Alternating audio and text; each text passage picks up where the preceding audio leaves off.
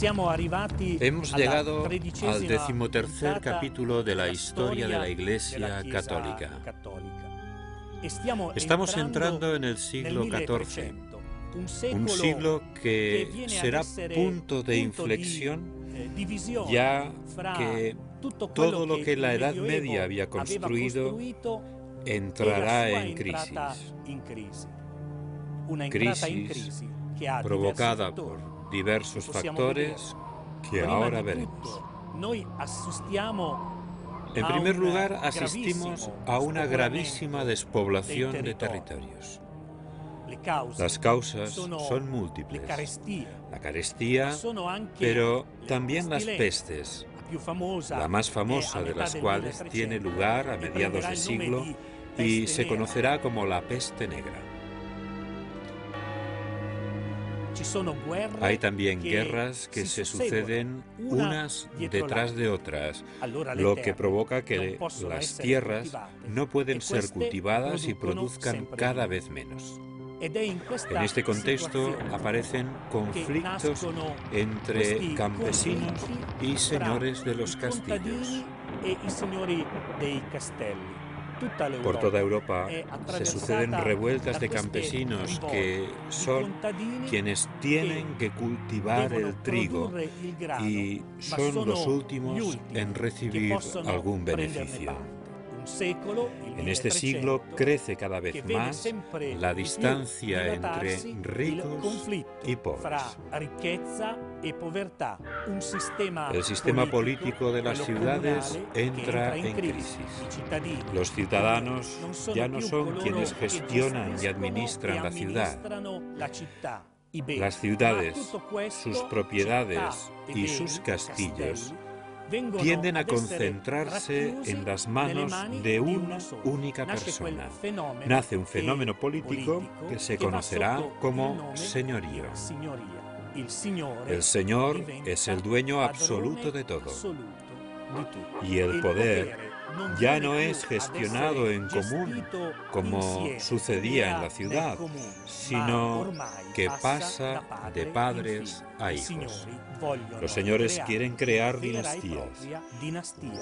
Los señoríos, así constituidos, no necesitan la aprobación del pueblo, sino que reciben su mandato directamente del emperador.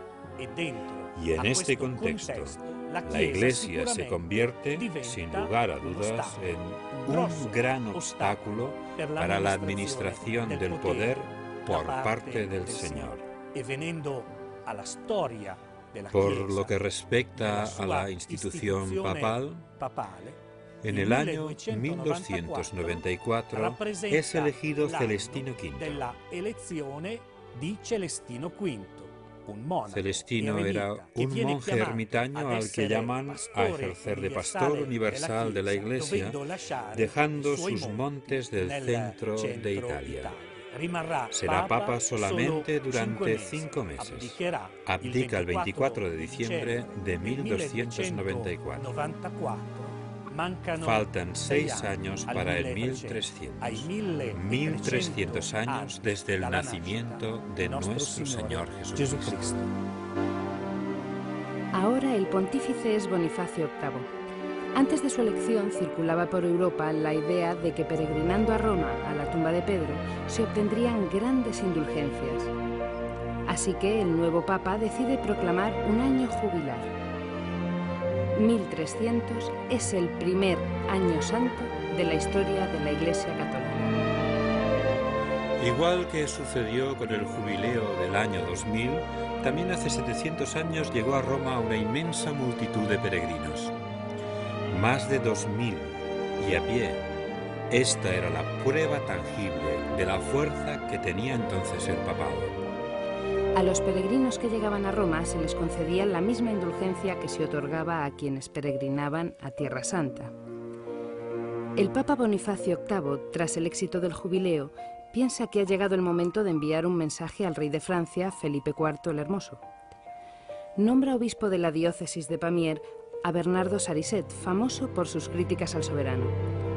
Felipe IV encarcela al nuevo obispo.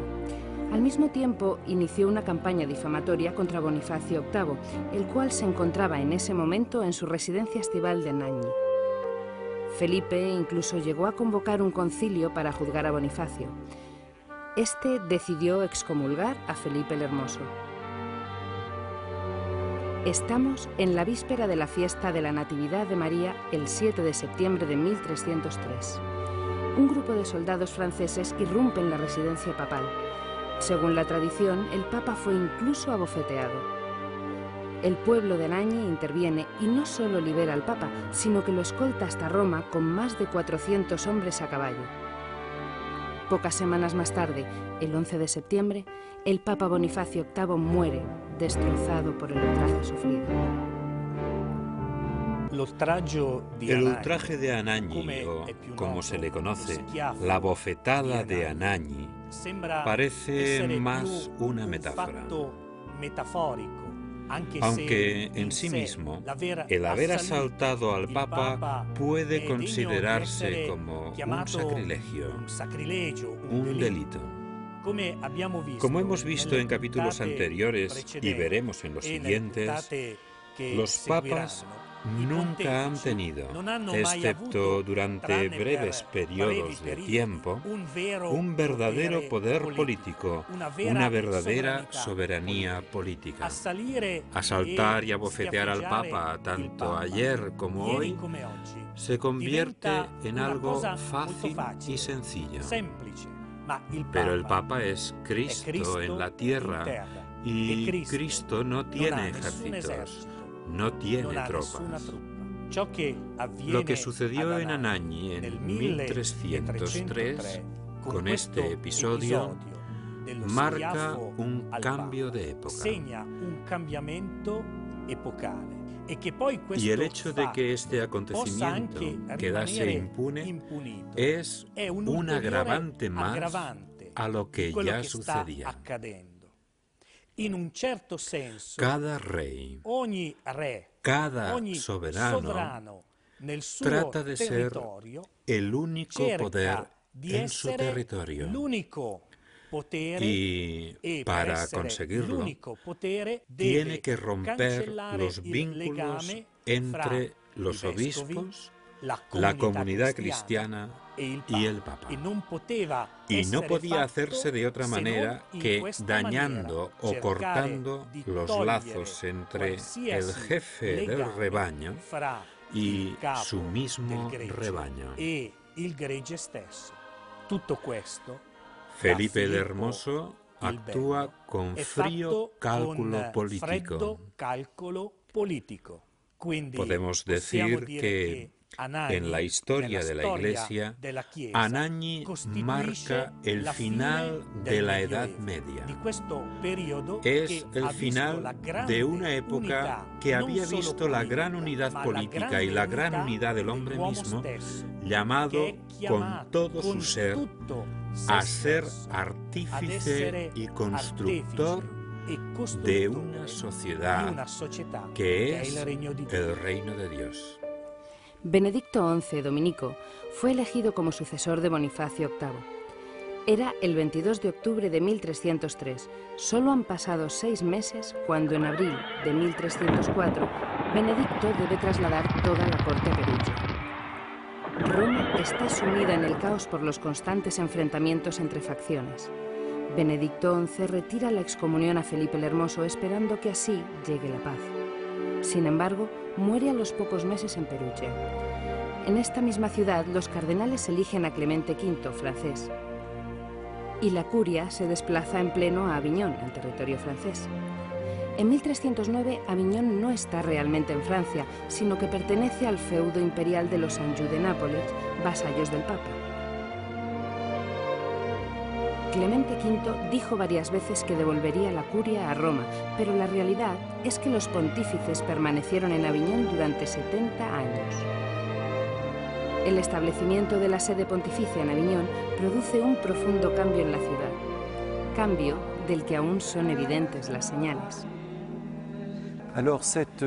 Esta etapa del papado en Aviñón no tiene muy buena fama. Ha habido autores, como Petrarca, que hablaron de la prisión de Babilonia. Pero mirando en detalle en los documentos, el arte o lo que se puede saber de la diplomacia, sin olvidar la dimensión espiritual, se da uno cuenta que el periodo pontificio de Aviñón fue una gran época. La llegada de los papas a Aviñón se corresponde con un deseo de estabilizar la situación de la Iglesia. Así que me parece que se puede decir que los papas de Aviñón buscaban ser independientes del poder imperial o del poder del rey de Francia. De cualquier manera, creo que está mal hablar de la prisión de Aviñón. Creo que hay que devolver a ese periodo toda su importancia dentro de la historia general de la Iglesia. Es un tiempo en que la Iglesia, junto con sus pontífices y la curia, pero también con las grandes órdenes religiosas, recobrará la fuerza y preparará, diría yo, todo lo que vendrá más adelante. Pero aunque los papas se ven obligados a enfrentarse a reyes y emperadores, nunca pierden de vista su principal misión: evangelizar a los pueblos. Así envían frailes de las órdenes mendicantes por toda Asia, Irán, Irak, incluso al actual Sri Lanka y a Catón. El misionero más famoso de aquella época fue Odorico de Pordenone, franciscano, que cuando llegó a Cantón se encontró con una catedral construida por sus hermanos de orden. Por otra parte, los franciscanos hacía tiempo que estaban establecidos en Tierra Santa y de allí se expandieron por todo Oriente. La Tierra Santa, el lugar donde para nosotros los cristianos comenzó todo. Nazaret, Belén y el Santo Sepulcro son los lugares que cada cristiano desea visitar como su tierra natal.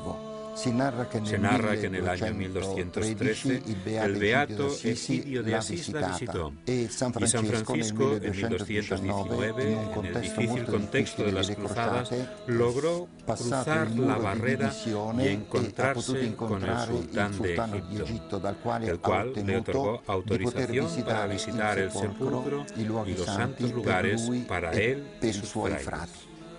Una presencia que se ha prolongado en el tiempo y ha tenido este importantísimo significado. El custodio era algo así como el representante de la Santa Sede y hasta el año 1848 hacía las veces de obispo, de patriarca, de administrador de todo lo relacionado con la religión católica.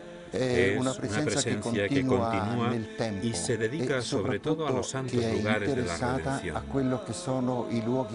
la redención. Espero y confío que esta presencia franciscana siga sabiendo vivir y comunicar el mensaje que Jesús transmitió allí en los lugares de nuestra redención. 25 de marzo de 1347. Estamos en Siena, en el popular barrio Rione de Fuentebranda, en el corazón de la contrada de la Oca. Catalina, la futura santa patrona de Italia, nace en la casa de Jacobo y Lapa, tintoreros de pieles. No muy lejos de la casa de Catalina se alza la gran basílica de Santo Domingo, que ella frecuenta asiduamente, hasta el punto de que con solo 12 años se corta el cabello para demostrar su voluntad de consagrarse a Dios. Dios se le revela a través de visiones. Pocos años después tomará la decisión definitiva. Viste el hábito de las mantelate dominicas, terciarias dominicas, una elección que no la obliga a vivir en convento a pesar de haberse adherido a la regla. La jornada de Catalina se reparte entre oración, hospital, leprosería, iglesia y más oración. El rigor, el misticismo de Catalina se convierten pronto en un ejemplo para toda la ciudad. En ella no se habla de otra cosa que del rigor y de la coherencia moral y de fe de Catalina. Este coraje y este comportamiento resultan tan sospechosos que es procesada. En 1347, Catalina es absuelta y vuelve a asistir a los enfermos y a rezar con el apoyo de los dominicos más importantes que la ayudan y sostienen. Se le aparece incluso Jesús, que le ofrece la corona de espinas. Y desde ese momento decide trabajar aún más en la Iglesia, también con el Papa, al que ella llama Dulce Cristo en la tierra, para que nadie más haga nunca sangrar el costado de Jesús. Igual que toda Europa, tampoco Siena es ajena a luchas y enfrentamientos.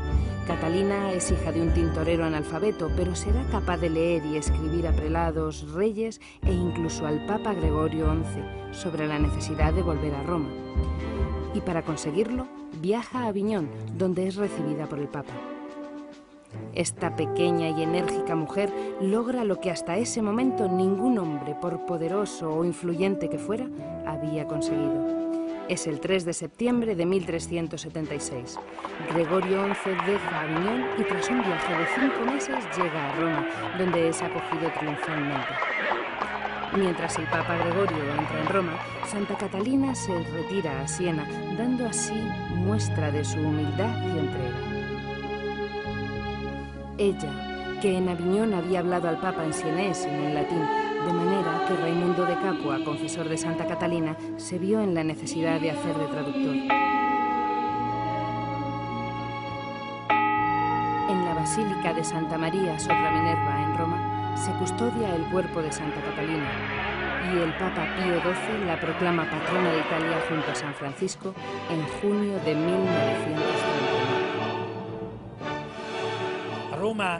En estos años de ausencia del Papa, Roma ha sufrido mucho. Ha habido momentos de gran violencia. La llegada del Papa hace nacer la esperanza de un nuevo periodo de paz. Esperando al Papa en Roma estaba otra gran santa de esta época, Santa Brígida, llegada de Suecia con motivo del jubileo del año 1350. Santa Catalina de Siena y Santa Brígida de Suecia son dos grandes figuras femeninas de la historia de la Iglesia Católica. Las mujeres consagradas siempre han desempeñado un papel muy importante en la Iglesia, un papel muchas veces desconocido, pero no por ello menos importante. Y también en la actualidad desempeñan un papel importantísimo por todas partes. En primer lugar, por la oración. Las religiosas se ponen ante Dios para interceder por toda la humanidad, y esto es muy importante, pero también lo es su tarea en lugares de frontera. Y responden a nuevas y antiguas necesidades siguiendo el ejemplo de las grandes santas. Lo afrontan con el carisma de la mujer, el genio femenino, un carisma que se expresa de muchas maneras. Por ejemplo, afrontan las necesidades en el ámbito de la salud y responden a las necesidades de los miserables, de los enfermos de SIDA, los marginados, les cuidan. Y este es el carisma de la mujer, cuidar. Pero también responden a las necesidades en el campo de la verdad, como Edith Stein, que por la verdad murió en un campo de concentración. Y en este momento me viene a la memoria todas las mujeres que trabajan en las escuelas y las universidades y en las publicaciones, se ocupan de las catequesis, y pienso en todas las religiosas jóvenes y menos jóvenes, trabajando en las parroquias, en las diócesis, afrontan las necesidades de la vida. Las religiosas son un don, una riqueza para la humanidad. Pienso que las monjas quieren tener esta capacidad de dar vida, de decir que la vida es importante, toda la vida de la naturaleza, la de las personas, la vida espiritual. Y por ello, con su trabajo dan la vida, gratuitamente. Quieren decir al mundo que debemos estar unidos y trabajar para que la vida triunfe. También rezar es dar la vida. Rezar es favorecer la vida. Relacionarse con los hermanos, especialmente con los más pobres, es favorecer la vida. Educar es favorecer la vida. acoger a quien tiene necesidades, a quien sufre o está maltrecho, a quien no puede más, es favorecer la vida. Deseo vivamente que todas las religiosas que viven actualmente en el mundo, en los lugares de frontera, en cualquier lugar de frontera, puedan decir con su testimonio que Dios existe y que Dios es el Dios de la vida y de la alegría. Y el Dios de la vida y de la alegría, Jesucristo, ahora se extiende también por el norte de Europa. El rey Ladislao II, que ha reunido los territorios de Polonia y Lituania, se ha convertido al catolicismo y con él todo su pueblo. Los católicos son ahora una realidad que se extiende por territorios ilimitados, pero desgraciadamente es también una realidad herida en su interior por compromisos e intereses políticos y territoriales que nada tienen que ver con el pueblo de Dios. Todo esto lo veremos en el próximo capítulo.